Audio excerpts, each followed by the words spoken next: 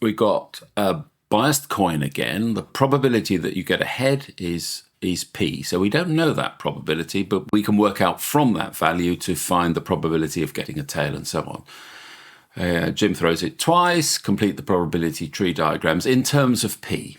Okay, if you've got the probability of a head, and this equals P, the probability of getting a head or a tail must equal 1. It's not going to land on its edge. Therefore, the probability of getting a tail must be 1 minus P. So we now can work through the rest of the diagram and fill these values in. So the probability of a tail is 1 minus P. Well, the coin hasn't changed on the second throw. No one has taken a file to the coin to change its characteristics between the first and second throws. Well, we must assume they haven't. So the probability of getting another head is unchanged. So this is P. And again, the probability of getting a tail is 1 minus P. Again, even if the result was a tail the first throw, this is still P, and this is 1 minus P. And that's the answer to part A. Let's have a look at part B. And the question's asking us to find expressions in terms of P again for the probability that Jim throws 2 heads. So we're going up this route. So remembering the rule that going along the probability diagram, following any paths, you basically multiply the probabilities. And probabilities at the end of paths, in other words, when you're looking vertically, they add.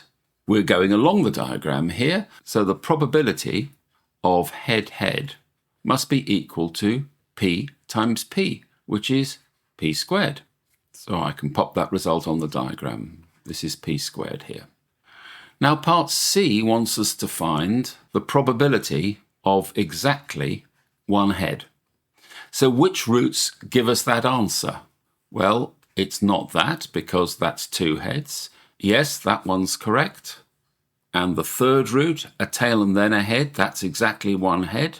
And no, this one is not correct.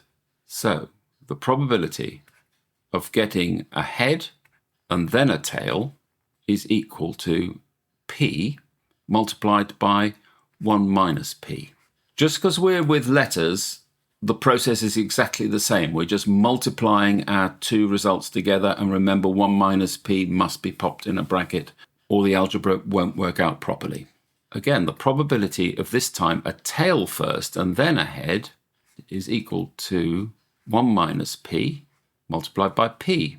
Hopefully you notice both these results are the same. So if we don't care whether he gets a tail first and then a head, or a head first and then a tail, we can add these probabilities up. So the probability of exactly 1 head must be equal to the addition of these 2 guys, which means we get 2P, 1 minus P.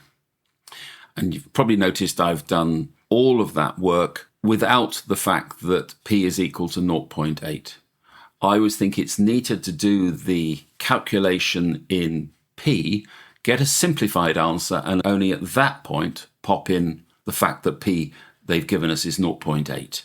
So now sub P is equal to 0.8, and we get the probability of exactly 1 head is equal to 2 times 0.8 is 1.6, and 1 take away 0.8 is 0.2. And this is equal to 0.2 times 1.6 is 0.32. And this is the probability of 1 times h. And that is your answer.